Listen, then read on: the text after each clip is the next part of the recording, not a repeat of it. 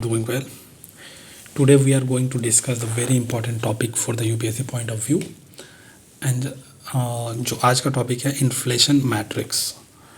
Inflation का जो matrix है उस पे है। इन्फ्लेशन मतलब पता ही होगा, जो महंगाई होता है।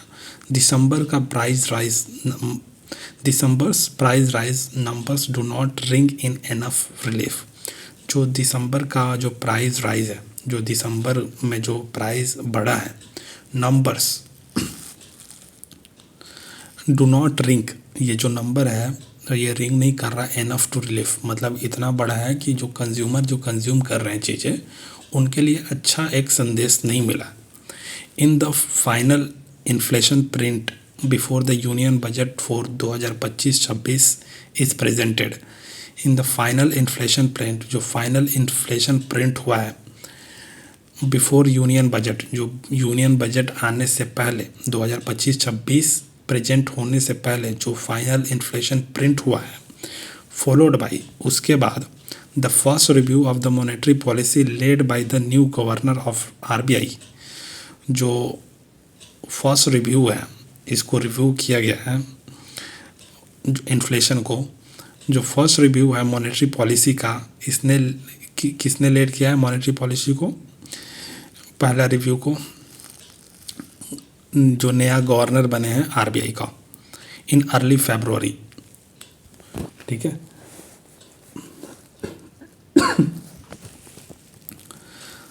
The price rise faced by Indian consumers is to 5.22 in दिसंबर। जो प्राइस बढ़ा था, ठीक है ना, वो फेस किया गया इंडियन कंज्यूमर के द्वारा। वो आसान हुआ था, थोड़ा सा आसान हुआ था, 5.22 पे चला गया था दिसंबर में। ऑल दो, हालांकि ए 4 मंथ लो, ये 4 महीने में सबसे कम है। This still marked only A mild decline, लेकिन फिर भी अभी जो ये है ना एकदम माइल्ड, बहुत थोड़ा सा डिक्लाइन है फ्रॉम नवंबर से। जो अभी भी जो महंगाई है वो बहुत ज़्यादा कम नहीं हुआ है, वो अभी भी ज़्यादा है, लेकिन ये थोड़ा सा सस्ता हुआ है क्योंकि जो नवंबर में था 5.5% था, लेकिन ये अभी दिसंबर में 5.22% हुआ है। अप स्टिक इन सीपीआई, ठीक है, कंज्यूमर प्राइस इंडेक्स जो 5.5% नवंबर में था वो 5.22% हुआ है, तो इसमें ज़्यादा कोई गिरावट नहीं आया, अभी भी ज़्यादा ही है। And was largely driven by a sequential easing. ये लार्जली ड्रिवन किया गया है क्या चीज़ के लिए? जो सीक्वेंशियल ईजिंग, मतलब सीक्वेंस में जो कम होगा ना, ये सीक्वेंस में होगा इन फूड प्राइजेज में। ये फूड प्राइजेज में जो प्राइस है एकदम से कम नहीं होगा, वो धीरे धीरे सीक्वेंस में होगा। Food inflation moderated from over 9%। जो फूड इन्फ्लेशन है वो मॉडरेट हो गया है फ्रॉम ओवर 9%, 9% तक इन प्रीवियस मंथ, पिछले महीना मॉडरेट हो गया है टू 8.4% लास्ट मंथ। ठीक है। जो इन्फ्लेशन, फूड इन्फ्लेशन है, जो फूड का जो महंगाई है वो मॉडरेट हो गया है from 9% in previous month to 8.4% last month. ठीक है ना। एंड दो, और हालांकि इन्फ्लेशन इन वेजिटेबल, जो वेजिटेबल में इन्फ्लेशन है, cooled from 29.3% to 26.6%, मतलब इसमें भी थोड़ा सा सस्ता हुआ है वेजिटेबल का price. It still remain generally high, फिर भी ये हाई है। Household still forked out a lot more for their meals than they did a year ago. मतलब हाउस होल्ड है, जो अभी जो घर चलाने वाले हैं वो अभी मतलब ज़्यादा खर्च कर रहे हैं, जो पिछले साल के कंपैरिजन में ज़्यादा खर्च कर रहे हैं। It must be recalled that, ये ज़रूर याद करना चाहिए, ओवरऑल इन्फ्लेशन वाज 5.7%। जो ओवरऑल इन्फ्लेशन जो था 5.7% था, और फूड प्राइस राइज था ओवर 9.5% इन दिसंबर 2023 में। जो फूड प्राइस राइज था 9.5% दिसंबर 2023 में, और जो इन्फ्लेशन था 5.7%, इसको याद करना चाहिए। While it prices of some food items, जबकि प्राइजेज है कुछ आइटम्स का including vegetables are seen in cooling, मतलब इसको देखा जा रहा है कि कम हो रहा है प्राइजेस फर्दर दिस मंथ, मतलब आने वाला महीने में कम हो जाएगा, वो देखा जा रहा है। Those of the few critical ingredients have started spiking, लेकिन कुछ जो क्रिटिकल जो इम्पोर्टेंट इंग्रेडिएंट्स हैं जो खाना बनाने में लगते हैं वो बढ़ने लगा है, उसका प्राइस बढ़ने लगा है। इंक्लूडिंग ऑफ एडिबल ऑयल, जो तेल होता है, वो खाने वाला तेल होता है, उसका प्राइस बढ़ने लगा है। That rose at a 33 month high, मतलब पिछले 33 महीना से सबसे हाई पेस पे है, जो 14.6% दिसंबर में था। मतलब दिसंबर अभी गुजरा है ना, तो उसी का भी आया इन्फ्लेशन जो इंडेक्स आया है, तो उसमें 14.6% एडिबल ऑयल का जो प्राइस बढ़ा है। एग्स मतलब अंडा, meat and fruits also saw inflation, मतलब इन सब चीज़ों ने भी इन्फ्लेशन देखा है। एक्सेलरेटिंग लास्ट मंथ, मतलब पिछले महीना काफ़ी तेज़ी से बढ़ा है। Along with the relatively humble potato,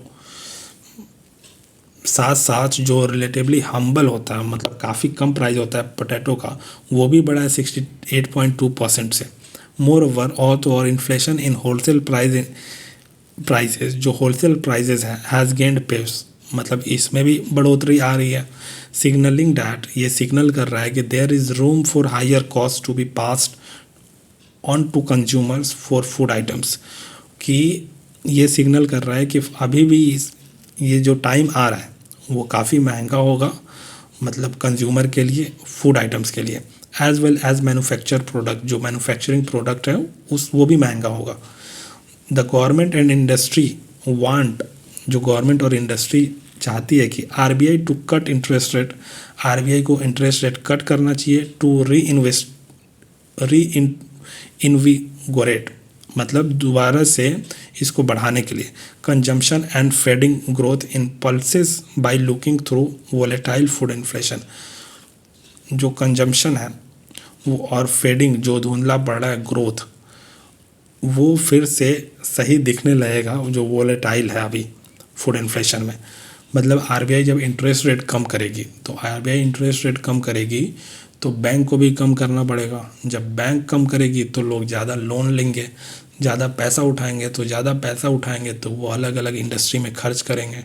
जब वो लोग अलग अलग इंडस्ट्री में खर्च करेंगे तो लोगों को एम्प्लॉयमेंट मिलेगा, एम्प्लॉयमेंट मिलेगा तो उनको सैलरी मिलेगा, तो फिर से ये लोग खर्च करने लगेंगे और जो मार्केट है ग्रोथ पे आने लगेगा। बट इवन इंडस्ट्री कैप्टन्स, जो इंडस्ट्री कैप्टन्स हैं एडमिट कर रहे हैं कि admit that just keeping food prices out of the interest rates and growth inflation balancing act will not suffice. जो इंडस्ट्री कैप्टन्स है जैसे अंबानी, अदानी, ये लोग क्या बोल रहे हैं कि just keeping food prices out of the interest rate, सिर्फ फूड प्राइजेस को इंटरेस्ट रेट से अलग कर देना और ग्रोथ इन्फ्लेशन बैलेंसिंग एक्ट, मतलब ग्रोथ को बैलेंस करने के लिए ये जो काम होगा ना, विल नॉट सफाइस, वो काफ़ी नहीं होगा।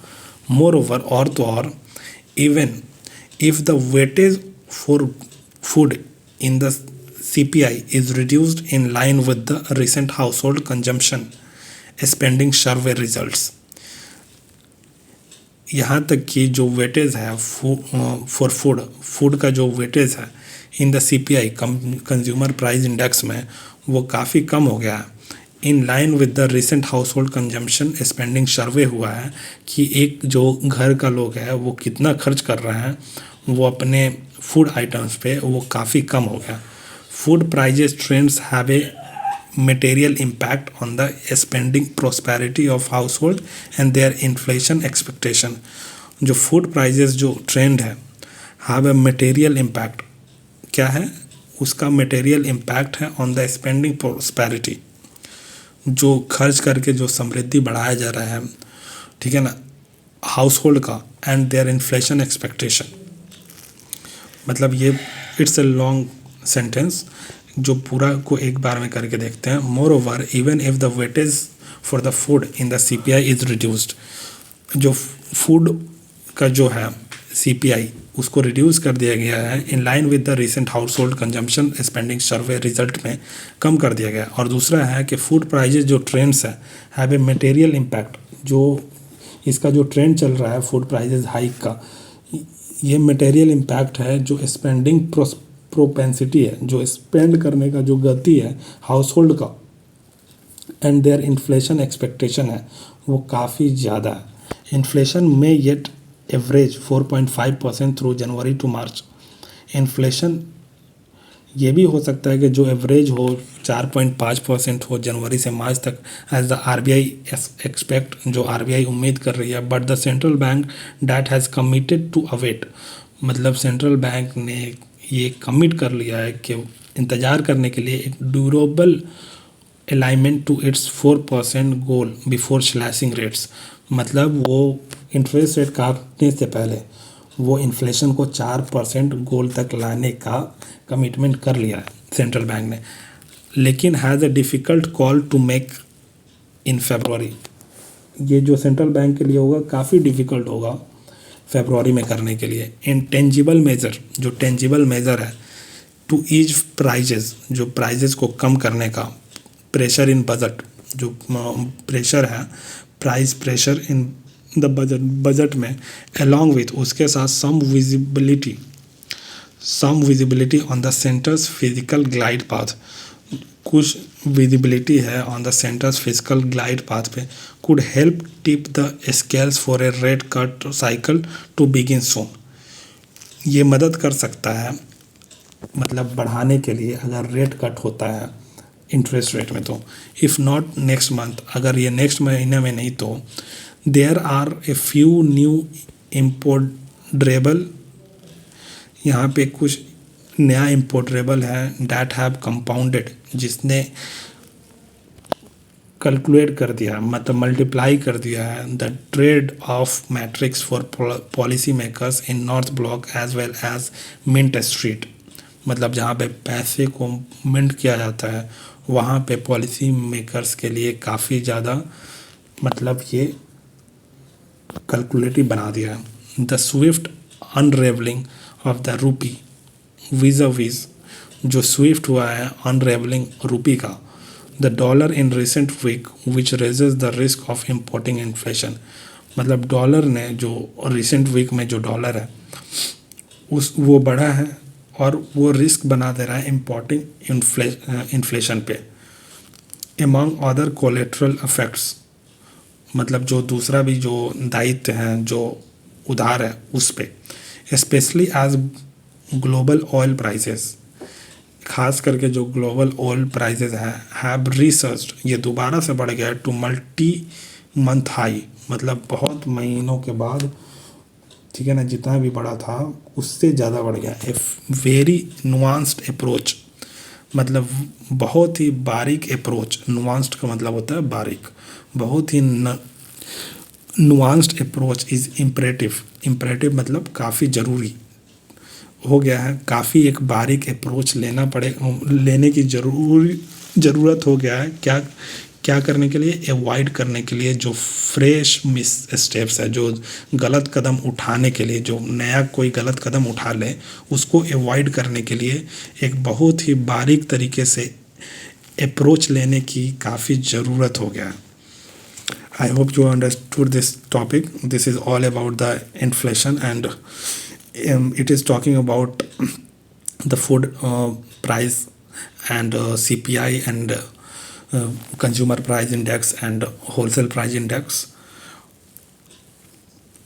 and what kind of measure is needed